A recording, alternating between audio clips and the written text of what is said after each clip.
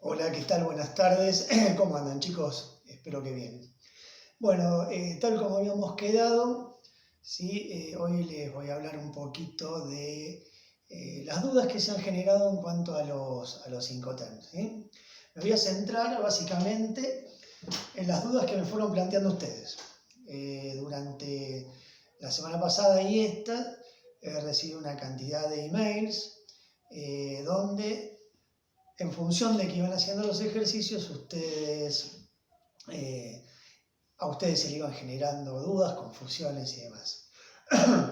Primero voy a hacer una breve descripción de lo que son los Incoterms, ¿sí? Son términos del comercio internacional, ¿sí?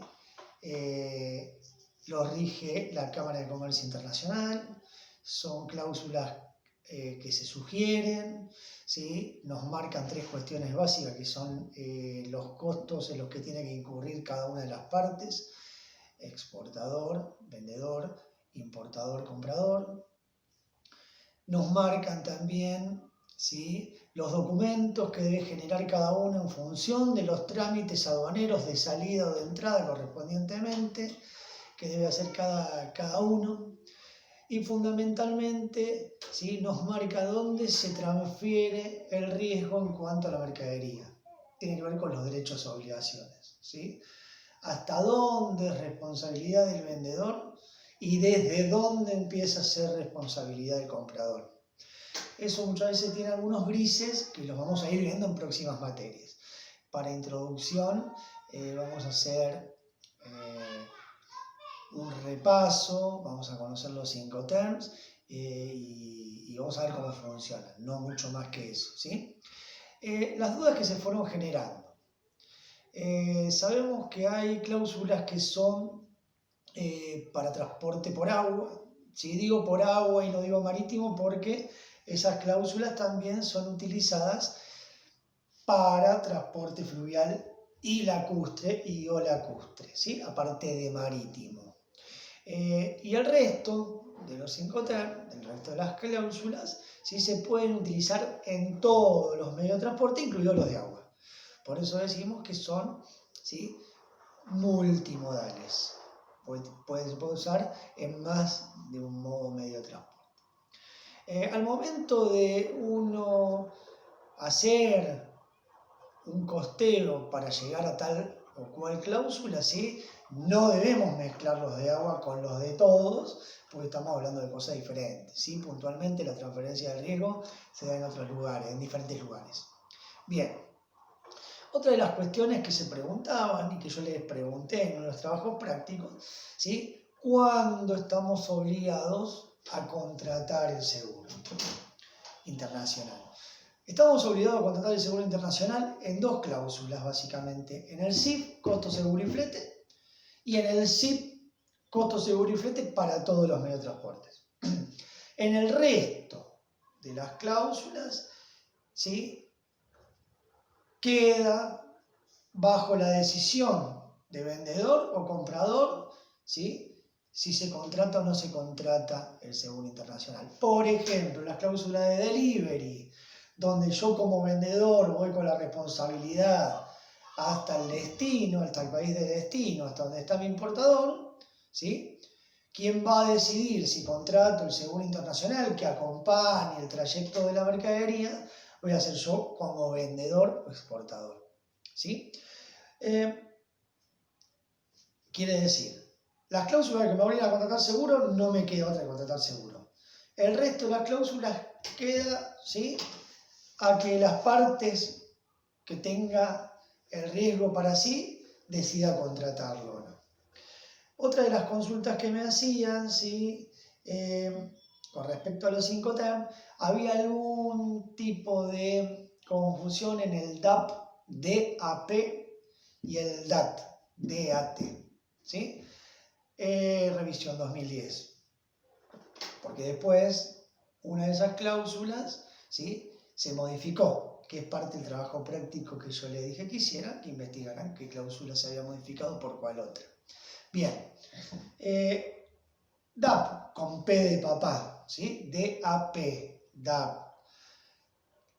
El riesgo se va a transferir, cuando la mercadería, ¿sí?, sea entregada en el punto acordado de destino entre las partes sobre el medio de transporte.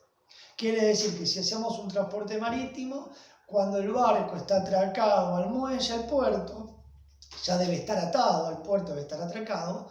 A partir de ese momento, como vendedor le transfiero el riesgo al comprador. ¿Hasta ahí me siguen? Bien. En el DAT con T, el riesgo lo voy a transferir una vez que en destino baje la mercadería del medio de transporte, ¿sí? Sea cual fuere. Ejemplo, si seguimos diciendo que es acuático, ¿sí?, llega el buque, atraca, la mercadería se baja y se entrega en el muelle, que fue el lugar pactado. A partir de ese momento, la responsabilidad sobre la mercadería pasa a ser del comprador.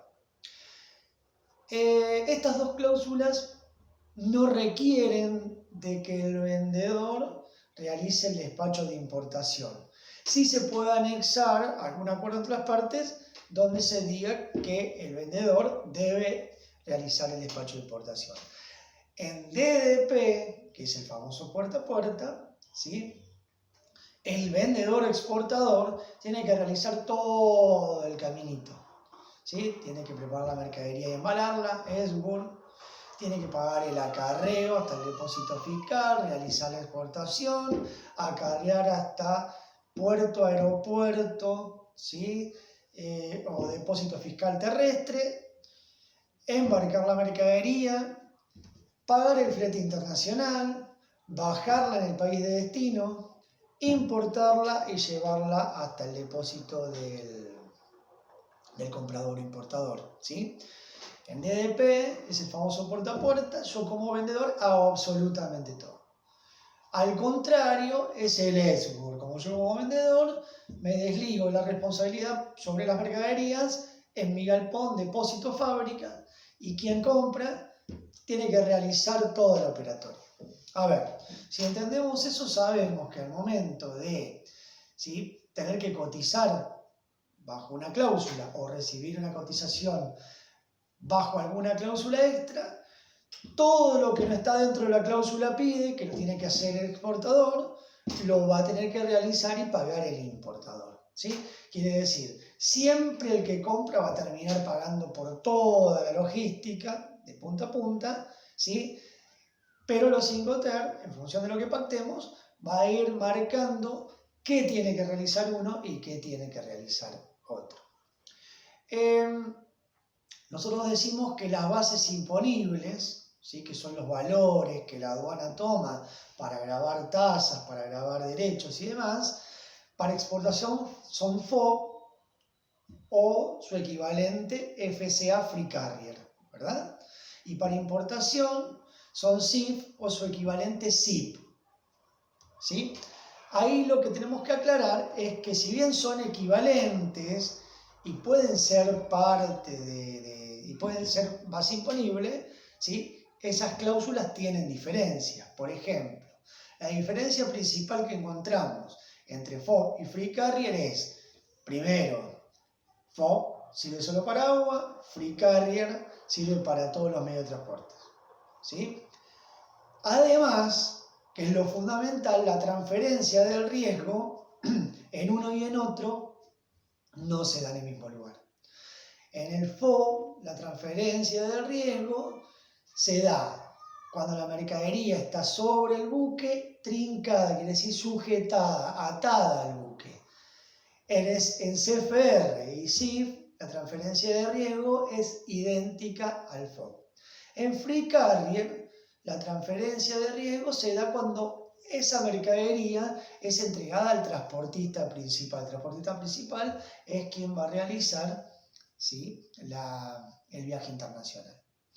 Pero es donde él toma esa mercadería. Vamos a dar un ejemplo. Yo vendo FOB, tengo que entregar en el puerto de Buenos Aires la mercadería sobre el buque trincada. Esa misma mercadería, por agua, yo la vendo Free Carrier, pues yo voy a traspasar el riesgo cuando le entrego la mercadería a la empresa naviera. ¿sí? En la terminal portuaria que ellos me pidan. Quiere decir que yo como vendedor minimizo el riesgo porque la empresa naviera se va a hacer cargo de ese riesgo hasta que sea cargada al buque y trincada. Ese lapso de tiempo desde que entrego la mercadería en una terminal portuaria hasta que se carga el buque, por lo general son entre 48 y 72 horas. Quiere decir que yo tengo 2 o 3 días, ¿sí?, menos de responsabilidad. Vamos a chequear alguna otra pregunta que hayan hecho. En el ejercicio número 3, yo les preguntaba por qué comprar FOB y por qué comprar SIF. ¿Qué diferencia hay entre comprar FOB y SIF? La diferencia es que uno tiene el costo, el costo del flete y el seguro incorporado, ¿sí? Mi pregunta era, ¿qué te conviene, comprar FOB o comprar SIF? Si la transferencia de riesgo se da en el mismo lugar.